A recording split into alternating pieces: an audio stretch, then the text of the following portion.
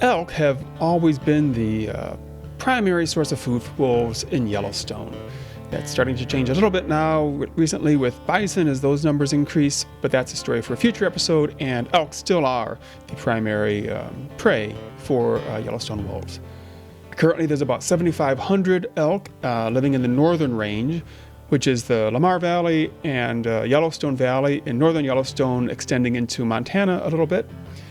That number was much higher before wolves came in here. That was closer to 20,000. And then it dropped quite a bit. And some years ago, it dropped down to about 5,000. Now it's back on the rise again at about 7,500 in the last census about a year ago. So what does that mean for the game? Well, we want elk to be reasonably easy to find, but not so easy to find that you just don't even have to use scent view. They just are always right in front of you. So we began with just a few herds on this big Amethyst map and quickly found that it was very, very hard and very slow and tedious to even find a scent because you have to be downwind and then track it all the way to the source of the elk herd. So we began adding more herds. Now we have about 18 herds of varying sizes and compositions. That adds up to about 300 individual elk. So we're still tuning that in beta testing, but so far it seems in the ballpark. For gameplay, that is. But how does that compare to the real world? So I looked into that, and again, this area in question, the northern range of Yellowstone, it's about 1,500 square kilometers. So if about 7,500 elk live in that area, that means the elk population density is about 5 elk per square kilometer. Now, since our map is 49 square kilometers, so if we're going to be exactly accurate, based on this latest census of elk, we'd have 245 elk in our game world. That kind of surprised me because I thought we'd gone a lot further in increasing the elk population density just for gameplay, but actually we're not too far off. So that's a fair number of elk herds scattered around the map, especially since they aren't spread across the map uniformly. In the earlier part of the fall, they're up in the upper elevations along Specimen Ridge and the high plateaus up there. And then later in the fall, in November, December, they move down into the valley. So if you're there at the start of the game, looking down the valley, you're not going to find elk. They're just not down there. They're up still eating the grasses up in the higher elevations. So they're actually concentrated in a smaller area than that total 49 square kilometers, which means it isn't too hard to find elk as you're running around looking for scents. But we have noticed that, well, we've noticed obviously that the scents can be kind of hard to see against the bright sky. We're working on contrast and exposure, that kind of stuff still. But anyway, we've noticed with that many elk herds, it can be a little confusing in following the scent trails because it just says elk herd in the floating scent readout. Now we do have in the game currently this little debug code that shows kind of our technical name for the herd. And we're thinking that actually could be a really helpful thing to show to players. So if you're following scents, you might actually get a sense from several different herds kind of intermingling as you're running along, and you actually don't know necessarily if you're following multiple scent trails or just one.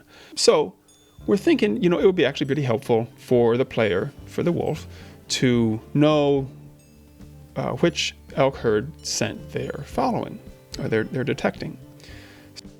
Now, elk herds aren't defined groups in the same way that wolf packs are. Wolf pack is a family, it's very established, maintains those family bonds, the pack bonds year to year. There might be changes from year to year, but still, the pack is a very consistent entity. Elk are different, again, from season to season.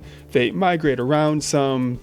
The herd sizes fluctuate, so obviously elk are joining and splitting off and that kind of thing. But still, for the short periods that we're depicting in each episode of the game, we feel like it's reasonable to identify each herd by name. But what name? What kind of names, if wolves do attach identities, recognize different herds of elk, which they might as they live amongst them and get acquainted with the compositions, the small bull herds, the bigger family herds, they might have a mental association or identification for each one. So we're thinking of showing that in the scent view readout. So instead of just that generic elk herd, it would say, blue elk herd. Obviously, they're not actually blue, but something to identify it. And that would be very helpful, again, when you're following these scents that float by. So we're wondering, what do you all think? Would that be a nice addition to the gameplay? And if so, what would be some good names for elk herds? Again, we're going to have different compositions of elk herds. There's the, in the fall, there's the larger kind of family herds with one bull, and then the rest are about half cow elk, and then a handful of spikes, which are the young adult males, and then another 6 or 8 calves in their first year of life.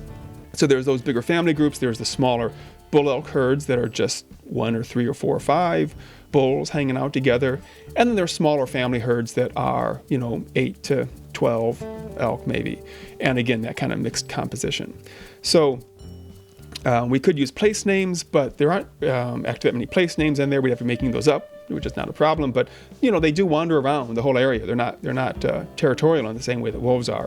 So a place name could quickly become kind of meaningless as they wander around looking for grazing land.